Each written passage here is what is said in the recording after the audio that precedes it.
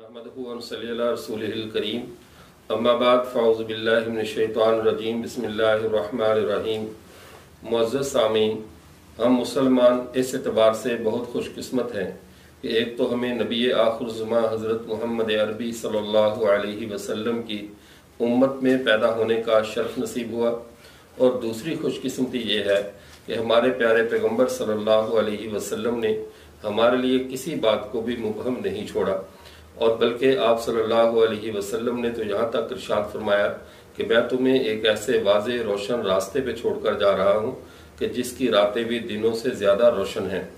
اب قرب قیامت ہے، اور قرب قیامت فتنوں کا زمانہ ہے،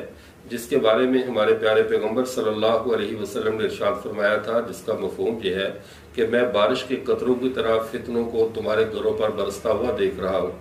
اس وقت ہمارے لیے سب سے بڑے جو فتنے ہیں جنہوں نے امت مسلمہ کے اخلاق، عقائد اور اعمال کو بہت زیادہ متاثر کیا ہے اور ان کے لیے پورے کے پورے دین کو ایک کھلونا بنا کے رکھ دیا ہے، ان میں اس وقت کا سب سے معروف فتنہ انجینئر مرزا محمد علی کا فتنہ ہے، جو کہ جہلم کا ایک رہائشی ہے۔ اس شخص نے بہت سارے عجیب و غریب نعرے اور قوم کو اسلاف سے بدگمان کرنے کے لیے طرح طرح کے حربے اختیار کیے۔ اس کا ایک ماٹو ہے جس کو یہ بڑی جرت کے ساتھ اور بڑے عجیب و غریب بازاری اور سوکیانہ سے انداز کے ساتھ لوگوں کے سامنے پیش کرتا ہے کہ یہ جو ہمارے سابقہ علماء فقہا جتنے بھی گزرے ہیں یہ کوئی چیز نہیں ہے، ان کے مقابل ہماری رائے وہ زیادہ بہتر ہے، ہماری رائے افضل ہے اور بہتر ہے۔ اب حیرت ہوئی کہ یہ شخص اس بات کو، جس کو اس نے اپنا ایک نعرہ بنایا ہے، جس بات کو اس نے اپنے لیے ایک بہت بڑی ایک چیلنج کے طور پہ قوم کے سامنے پیش کیا اور لوگ سمجھتے کہ اس نے بہت بڑا علمی کام کیا۔ ہمارے پیارے پیغمبر صلی اللہ علیہ وسلم نے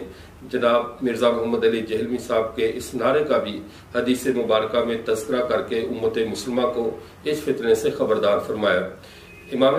نصر مقدسی رحمہ اللہ کی کتاب الحجہ میں ایک حدیث مبارکہ ہے جسے المدونۃ الجامعہ کے اندر حضرت شیخ الاسلام مفتی محمد تقی عثمانی صاحب حفظہ اللہ نے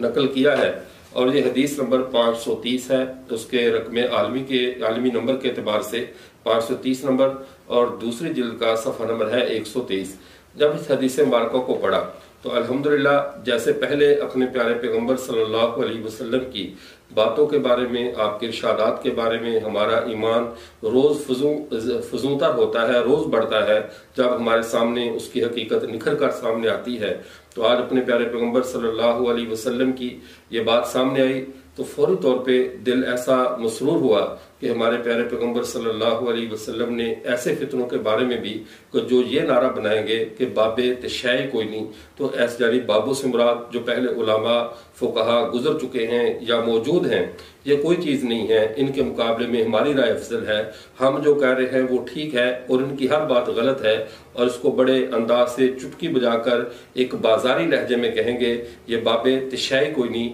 حالانکہ حدیث مبارکہ میں آپ صلی اللہ علیہ وسلم نے اس کا تذکرہ فرمایا ہے۔ اس حدیث مبارکہ کو سامنے رکھ کے مرزا محمد علی جہلمی جیسے لوگوں کو اس آئینے کے سامنے رکھ کر پرکھنا آسان ہو جاتا ہے۔ آئیے ہم اس حدیث مبارکہ کو دیکھتے ہیں۔ حضرت جابر رضی اللہ تعالیٰ عنہ ارشاد فرماتے ہیں کہ ہم نے رسول اللہ صلی اللہ علیہ وسلم سے پوچھا وَهَلْ يَكُونُ فِي الْإِسْلَامِ إِلَّا مَا عَلَّمْتَنَا، اے اللہ کے رسول صلی اللہ علیہ وسلم، کیا اسلام میں کوئی ایسی چیز ہے جو آپ نے ابھی تک ہمیں سکھائی نہ ہو، ہمیں بتلائی نہ گئی ہو یا بتلانے والی باقی ہو؟ آپ صلی اللہ علیہ وسلم قال بلا، ہاں کیوں نہیں، انہو ستفترق فیکم امراء ذلال، آپ کے اندر ان قریب گمراہ قسم کے عمراء، گمراہ قسم کے مشہور اور عمراء اس طرح کے لوگ آپ کے اندر پھیل جائیں گے۔ انہو ستفترق فیکم امراء ذلال، گمراہ قسم کے لوگ، گمراہ قسم کے فتنے اور عمراء ایسے لوگ پھیل جائیں گے۔ یقولون، وہ کیا کہیں گے؟ اب عربی کے الفاظ دیکھ لیجئے اور مرزا محمد علی جہلمی کے نعرے کو دیکھ لیجئے کہ یہ وہی لوگ ہیں جن کو گمراہ عمراء کے طور پہ آپ صلی اللہ علیہ وسلم نے امت کو متعارف فرمایا۔ آپ صلی اللہ علیہ وسلم نے یقولون، وہ یہ کہیں گے رأینا افضل، ہماری رائے افضل ہے، بل سنتی افضل، بلکہ ہماری سنت افضل ہے، وہ اشرف اور بہتر ہے، شرف والی ہے، من کل عالم و فقیہ، ہر عالم اور فقیہ سے۔ یعنی یہ حدیث مبارکہ جس کو امام نصر بختیاری رحمہ اللہ نے کتاب الحجہ میں نقل کیا، اور شیخ الاسلام مفتی محمد تقی عثمانی صاحب حافظہ اللہ نے اس حدیث مبارکہ کو المدونۃ الجامعہ کی یعنی دوسری جلد میں صفحہ نمبر 123 پہ نقل فرمایا کہ ایسے گمراہ لوگ قوم کو یہی کہیں گے رأینا افضل و سنتی افضل و اشرف من کل عالم و فقیہ، یعنی ہماری رائے، ہماری بات، ہمارے طریقے کے آگے یہ باب شابت شاہی کوئی نہیں، یہ علماء، یہ فقہا تو کوئی چیز نہیں ہے۔ ایسے لوگوں کو پیارے پیغمبر صلی اللہ علیہ وسلم نے امراء الضلال فرمایا کہ جو گمراہ امراء ہیں، گمراہ لوگ ہیں۔ آگے آپ صلی اللہ علیہ وسلم نے کہا من استنى بسنتی اشرف صحاب سنتی، فرمایا کہ جو میری سنت پر عمل کرنے والے لوگ ہیں وہ سب میں سے اشرف اور اعلیٰ ترین لوگ ہیں۔ آگے آپ صلی اللہ علیہ وسلم فرمایا وخیر امت العلماء، فرمایا امت کا میری کا بہترین طبقہ وہ علماء ہیں۔ یہ انجینئر، یہ ڈاکٹر، یہ پروفیسر، یہ ایسے لوگ علم کے حساب سے، ویسے نہیں عرض کر رہا ہوں کہ اس کو ہم دوسرے لوگوں کو ڈیگریڈ کرنے کے لیے، بلکہ جو اللہ کی طرف لے جانے والے، اللہ کی طرف بلانے والے جو لوگ ہیں اصل، ان لوگوں میں سب سے خیر امت العلماء ثم المتعلمون، میری امت کے بہترین طبقہ علماء ہیں، پھر اس کے بعد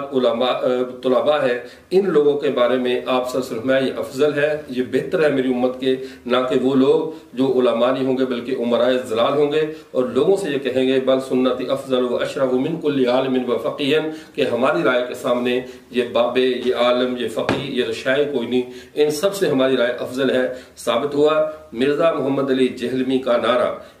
جو اس نے اختیار کیا اور قوم کو اس کے بارے میں درس دیا کہ